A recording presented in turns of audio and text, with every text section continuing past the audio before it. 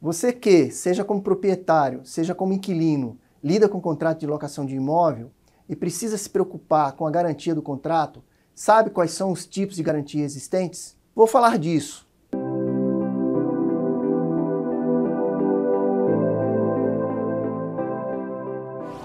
Sou Roberto, sócio do FRK Advogados e tenho quase 3 décadas de experiência na área de direito imobiliário. Talvez você deva saber que a locação de um imóvel pode ser feita inclusive por contrato verbal, mas o bom senso e a segurança jurídica recomendam que ele seja feito por escrito. A locação de imóvel é regulada por uma lei específica, conhecida por Lei das Locações, e ela menciona os tipos de garantia que podem ser exigidas no contrato. Quem celebra a locação de imóvel, sendo proprietário ou não, deve se preocupar com a garantia a ser prestada. E o que significa garantir o contrato? Garantia é o caminho que o proprietário deverá percorrer caso o inquilino deixe de pagar os aluguéis ou outras despesas vinculadas ao contrato. Ou seja, com o não pagamento da obrigação por parte do inquilino, a garantia é a forma pela qual o proprietário poderá receber os valores devidos. As garantias mais comuns mencionadas pela Lei de Locações são as seguintes: caução, fiança, seguro-fiança. Falarei brevemente sobre cada uma delas. A caução ocorre quando o contrato é garantido por um bem determinado. Pode ser feita em dinheiro, bens móveis ou imóveis, e cada modalidade exige alguns cuidados para a formalização. A caução em dinheiro é até comum. Ocorre quando o inquilino deposita o valor de até 3 vezes o do aluguel. A Lei de Locações estabelece esse limite máximo. Quando feita em imóvel, o contrato de locação vincula determinado imóvel ao cumprimento das obrigações contratuais.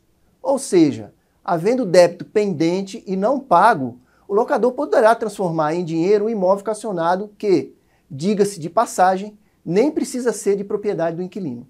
Uma dica: se a garantia em questão consistir na caução imobiliária, a eficácia dela está condicionada à averbação do contrato de locação na matrícula do imóvel calcionado. Jamais, repito, jamais relegue esta formalidade essencial a segundo plano, ou poderá se arrepender. Como a averbação implica um custo, será importante que as partes tratem disso no momento da contratação. Agora vamos falar da fiança. A fiança é o tipo mais tradicional de garantia nesse tipo de contrato. Diferentemente da caução, sobre a qual acabei de falar, na fiança não se faz menção a bem determinado. Na fiança, a garantia consiste em todo o patrimônio do fiador.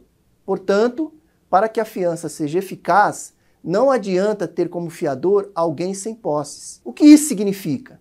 Se o inquilino deixar de pagar, em havendo fiança, o locador exigirá o pagamento junto ao fiador. Se o fiador se recusar a pagar, caberá a tomada de medidas judiciais voltadas a pegar bens do patrimônio do fiador. Ora, se ele não possuir bens, não haverá o que pegar. Logo, a garantia não cumprirá sua função.